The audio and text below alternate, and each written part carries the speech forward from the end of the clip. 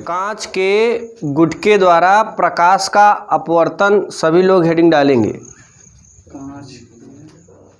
हम कोई कांच ले लें और वह एक इस तरीके से कांच का गुटका है हमारा, जैसे घनाभ या घन होता है ना, सेम वैसे ही मैंने एक बॉक्स ले लिया है कांच का। अब इसमें हमें ये दिखाना है कि जो आपतित किरण होती है और निर्गत किरण, यह दोनों किरणें एक दूसरे के सीध में होंगी, और दूसरी चीज ये दोनों किरणें अभिलंब से सेम कोण बनाती हैं। यानी जो कोण आपतन कोण होता है वही हमारा निर्गमन कोण होता है। यानी I बराबर हमें E सिद्ध करना है। तो यहाँ देखिए, सबसे पहले हम लोग एक कांच का गुटका देखेंगे। ये हमारा है कांच का गुटका। अब ये एक प्रकाश की किरण, एक किरण हमने इस पर आपतित किया, और आप जानते हैं ये कांच का गुटका ट्रांसपेरेंट है, पारदर्शी है। ये आपतित किरण इस पहले पृष्ठ पर, इस पृष्ठ का नाम रख देते हैं, गुटके का नाम PQRS। PQ पहला पृष्ठ है और RS हमारा दूसरा पृष्ठ है। जैसे आप बक्सा देखे हैं जो आपके घरों में होता है, वो बक्सा मान लीजिए एक कांच का बॉक्स है। ये वही वाला हमने यहाँ पे रख दिया है, कांच का बॉक्स। उस पे जब किरण आपतित किया तो ऊपरी पृष्ठ पर, जब बॉक्स के ऊपरी पृष्ठ पर PQ पे पड़ा, तो जहाँ पर ये किरण पड़ेगा उस बिंदु का नाम होगा आपतन बिंदु। और आपतन बिंदु से ही पृष्ठ के अभिलंबवत एक अभिलंब खींचा जाता है, नॉर्मल, इस तरीके से। ये नॉर्मल हो गया। अभी तो ये हमारा किरण आपतित किरण था, इंसिडेंट रेज। अब ये किरण जैसे ही इस वायु से कांच में प्रवेश करेगा, अभिलंब की ओर झुक जाएगा, यानी अपने मार्ग से विचलित हो जाएगा। ये सीधे ना जाके इस तरीके से ये इसमें थोड़ा विचलन हो जाता है ऐसे। अब ये दूसरे पृष्ठ पर जैसे ही पड़ेगा, फिर इस पृष्ठ के इस आपतन बिंदु पर, अब ये आपतन बिंदु ना होके इस बिंदु का नाम हो जाएगा अपवर्तन बिंदु। यानी आपतित किरण जिस बिंदु पर पड़ेगी उसे आपतन बिंदु कहेंगे, अपवर्तित किरण जिस बिंदु पर पड़ेगी उसे अपवर्तन बिंदु कहेंगे। तो दूसरे, जब तक हमारी किरण माध्यम के अंदर रहेगी, यानी कांच के अंदर जब तक रहेगी, उस किरण का नाम होगा अपवर्तित किरण। अब ये आपतन बिंदु से एक दूसरा नॉर्मल हम बनाते हैं, दूसरा अभिलंब यहाँ पे।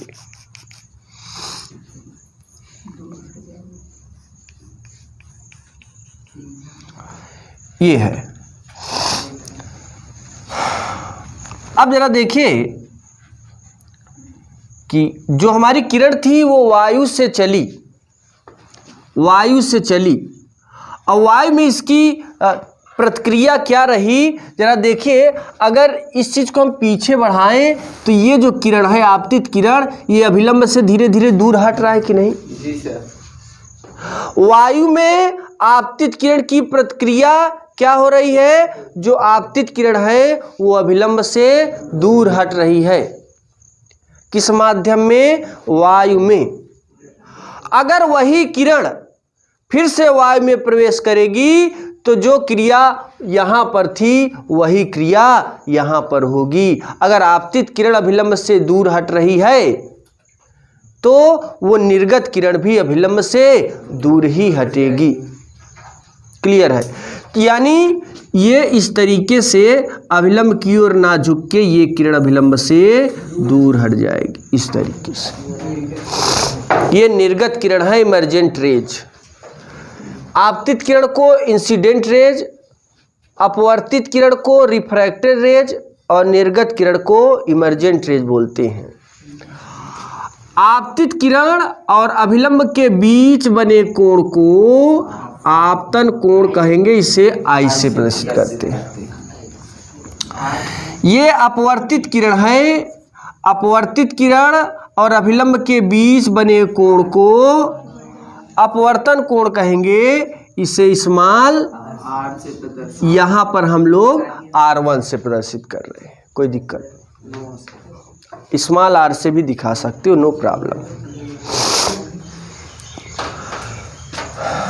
तुम लोग की इच्छा है कि R से। देखिए जरा, अगर ये दोनों कीड़े आपको, ये जो अभिलंब है नॉर्मल, ध्यान से एक एक पॉइंट समझिएगा। ये दोनों अभिलंब एकदम समांतर दिख रहे कि नहीं? क्यों? ये अभिलंब और ये अभिलंब समांतर क्यों दिख रहे हैं? क्योंकि पृष्ठ के लंबवत है, पृष्ठ सीधे में है। अब जो दोनों अभिलंब लंबवत होंगे तो ये तो दोनों समांतर हुए ना। अब जरा देखिएगा, इस चीज को हम थोड़ा आगे बढ़ा देते हैं, इस चीज को थोड़ा इस तरीके से बना देते हैं। अब यहाँ पे अगर दो समांतर रेखाओं को, हमारे पास दो समांतर रेखा है, इसको एक तिर्यक रेखा इस तरीके से काट दे तो ये और ये कोण एकांतर कोण बोले जाएंगे। अगर ये वाला स्मॉल r है तो ये भी स्मॉल r ही होगा। तो यहाँ पर अगर ये r है तो ये वाला भी एंगल कितना हो जाएगा? r। ये r ही होगा क्योंकि यह एक एकांतर कोण है, एक का अंतर।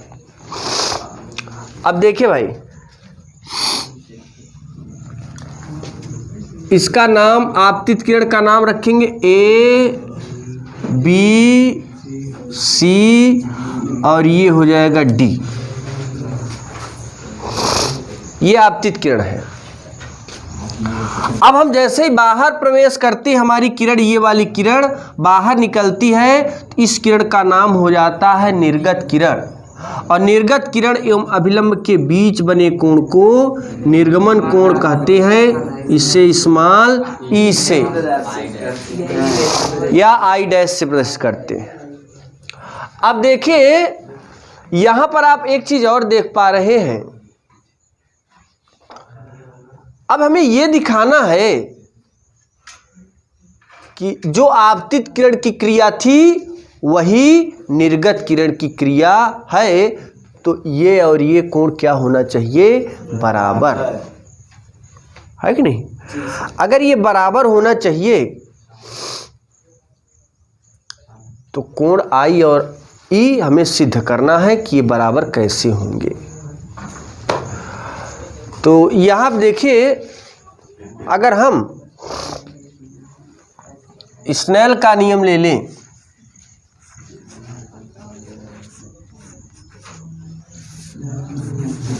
स्नेल के नियम से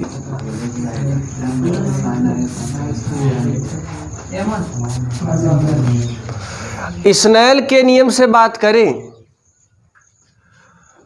पृष्ठ PQ के लिए बात न करिए, भगा देंगे अभी हम। पृष्ठ PQ के लिए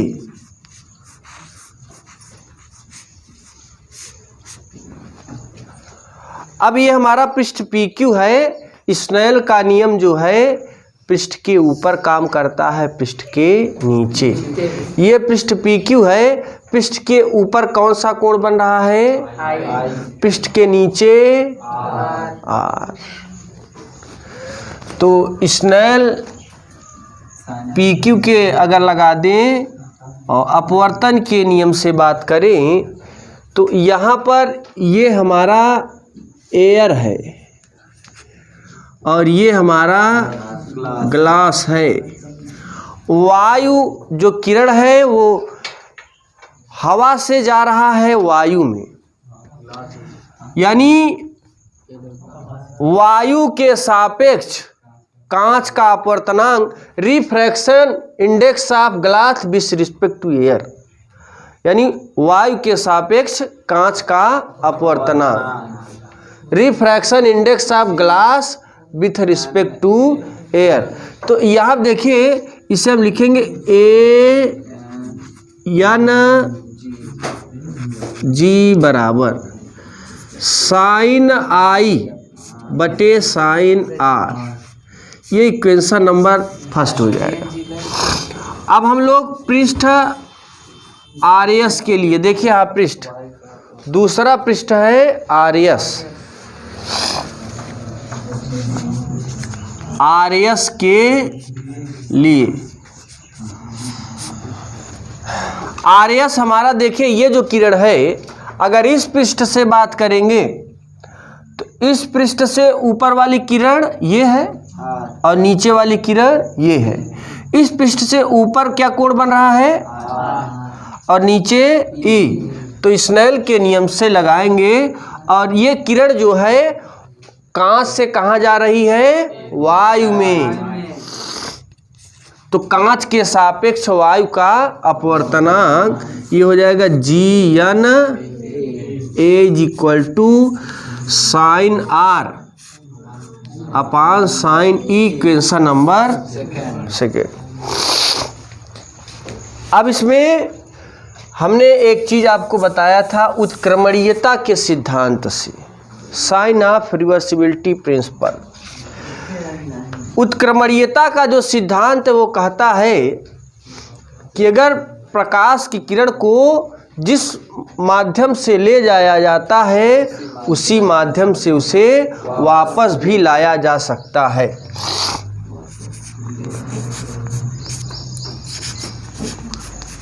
तो यहाँ लिखेंगे उत्क्रमणीयता के सिद्धांत से। अब देखिए उत्क्रमणीयता का सिद्धांत क्या है। किरण हमारी कहाँ से जा रही है, वायु से कांच में, यानी ए एन जी वायु से कांच में अगर जा सकती है तो कांच से वायु में इंटू जी एन बराबर 1। ये पढ़े हो ना, ए एन जी बराबर 1 अपान जी एन, पढ़े हो, तिर्यक गुणा करो यही आ जाएगा। ए एन जी की वैल्यू क्या नजर आ रहा है, साइन आई बटे साइन आर। समीकरण 3 यहाँ लिखेंगे, समीकरण 3 में ए एन जी और जी एन ए का मान रख दीजिए।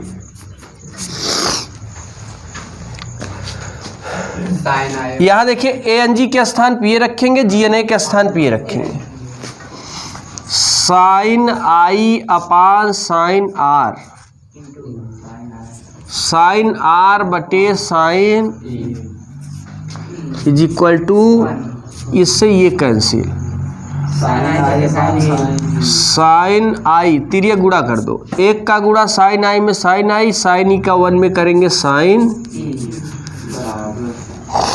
अब दोनों तरफ साइन हटा दोगे तो एंगल आई बराबर एंगल, यानी ये आपतन कोण निर्गमन कोण के बराबर है। इसका मतलब ये है कि ये दोनों रेखाएं एक दूसरे के क्या होती हैं, समांतर। तो जरा इतना लिखिए, फिगर बनाइए पहले।